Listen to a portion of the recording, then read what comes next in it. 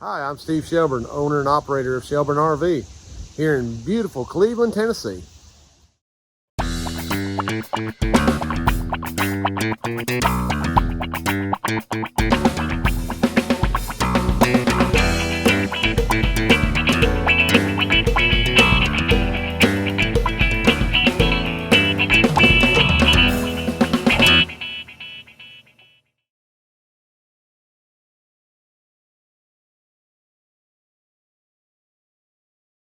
Well, we're back here on a Monday morning. Last week was a little bit of a busy week. I had the boys down from Zomer's RV out of Iowa. They were down here doing some training, and then it snapped off cold on us. So we had a ton of winterizations we got done. Now this week's supposed to be back in the 80s. You know, I don't know. Thought we were past that, but evidently we're not. So, getting up here this morning, gonna get the boys started. Got several generators that have got to be worked on today or this week. So, gonna get through that, and then several little small projects we'll look at. So, we'll get going. We don't have any basement airs this week. Everybody had canceled or had fixed it themselves. So, I've got a free week of other stuff. So, maybe we'll get some video of something other than basement airs. So, we're gonna get rolling this morning. Cousin Gary working on a Tioga, and you can see all the sodium chromate that's come out of this cooling unit, and he's got it out of here, and it obviously is blown out. So he's gonna be putting the Amish cooling unit back in this. So I had a customer that brought in a Keystone fifth wheel 4 months ago. Hit a gas pump, damaged the driver's side of the camper, and so we've been struggling a little bit to get the parts because obviously I'm not a Keystone dealer, and the big box store down there in Chattanooga had that big fire, and they're not going to help me. And there's another place there in Ringgold that seems I had struggled to get parts from them also. So had to deal with another dealership, and took me 3.5 months to get the parts. Because again, I don't make the groceries, guys. I just, I'm trying to do my best here. I'm trying to help you guys.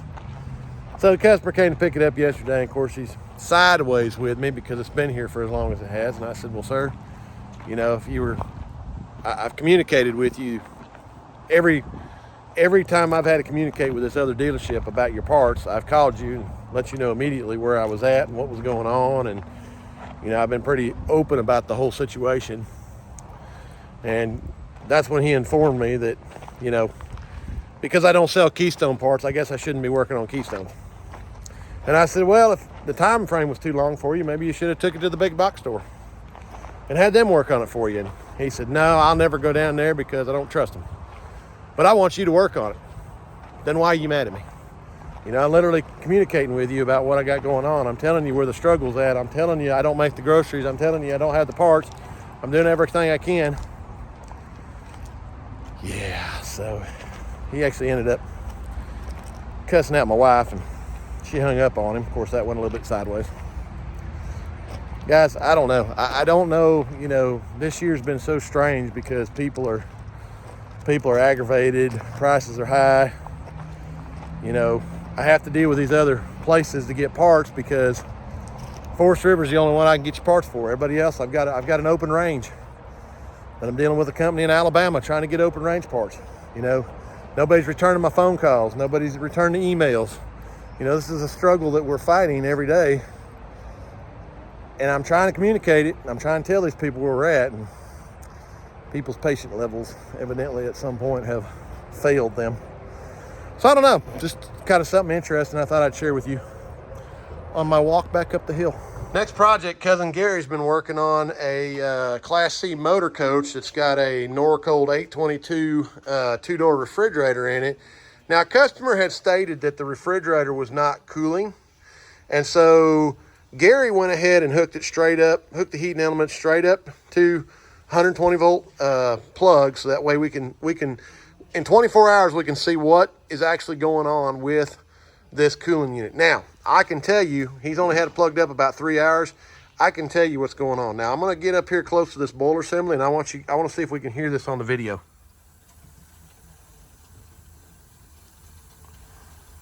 I don't know if you can hear that noise. Sounds like water boiling. But what has happened here, now we can touch this right here, and this is so hot we can't touch it. But right here, I can hold on to this. So the heat stops right here. And so what's happening in this system, when it's running, the hydrogen is supposed to help pull everything through here. Now everything else is cold. And so what's causing that sound you're hearing right there is this unit has actually lost its 300 pounds of hydrogen gas somewhere up in the unit. Now Norcolds were real bad about it in the freezer section, refrigerator section. They would rust out and leak. And so this thing has got some kind of high pressure leak somewhere, and all the hydrogen has gone out of here. And so the water's just sitting in here boiling. And that's why we got a ton of heat here and no heat here. If everything was pulling through here correctly, this would be warm to the touch, and there's absolutely no heat in here. So this cooling unit has got a high pressure leak, and it's going to need to be replaced. So not very uncommon with the Norcolds. Now, we get those from the Amish community up in Shipshawana. And even when Daddy was rebuilding those years ago, we had issues where they would rust real bad in the freezer, refrigerator section, and then they would develop a high pressure leak and go out of there. Now, I will tell you that Pines, when they go in there and rebuild those, they will actually replace all the coil in the refrigerator / freezer section with new coils. And typically that'll never happen again. Besides the fact that even if I bought him a brand new Norcold 2-door refrigerator, the new one's only going to have a 12-month warranty, and it's still going to be on recall for fire. So we go back with Pines cooling units. The Amish fix that with seamless heavy wall tubing, and I'm going to give the guy a 5-year warranty. Lane's been working on this 4 kW generator that we worked on last week that was in this coach, and it had oil everywhere. That they overfilled it with oil, and he got it all cleaned up, did some tune up on it, and we brought it out here, and it still would not run for more than about 30 minutes. And so it was surging real bad, and we determined that it had a bad fuel pump. So Mr. Lane has actually put a new fuel pump in this and has run it for over an hour with no problem. So it's getting ready to go back in the coach. Also, this little diesel generator that you saw us working on last week, customer brought in and said it was over temping. Now, there's the exhaust pipe that sits in there, but now when this comes out of the motor, it's got this flexible pipe. And as you can see, that is broke. Obviously, all that heat is just sitting in there, and it can't reject it out of there. I mean, now there may be something else going on. We've still got to test it once we put it in there, but all that heat is not going through the exhaust pipe. It's all sitting in that cabinet. It's trying to push it out of there. But again, on them hot days where, you know, it's very hot outside, it's not getting that heat out there the way it needs to be. Now, we'll get the new pipe in there.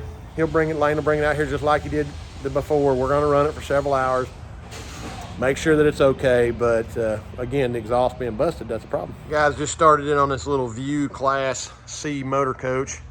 Customer stated that furnace, hot water heater, and generator didn't work, and he was smelling gas. They got in here and started doing some checking on this, and this little bitty regulator was just puking gas everywhere. So we got our new regulator ready to go in. Jackson's getting it all prepped and ready, and then we're going to retest everything and see what happens. Got this hot water heater sitting on the table right here. Now I'm just using this as a mock-up because I've got a coach out there that the winterization valve is gone in it, and you can see all the parts that they tried to put it together with. So I've gotten my PEX A stuff out here. Cousin Gary had to go get me one more 90 fitting because I was out. But we're building this winterization valve now. We'll get that in there, and then this will be finished up and ready to go. All right, so they've got this one. They're doing drop pressure test on it right now. Now, when they brought it in, that regulator right there was absolutely pouring.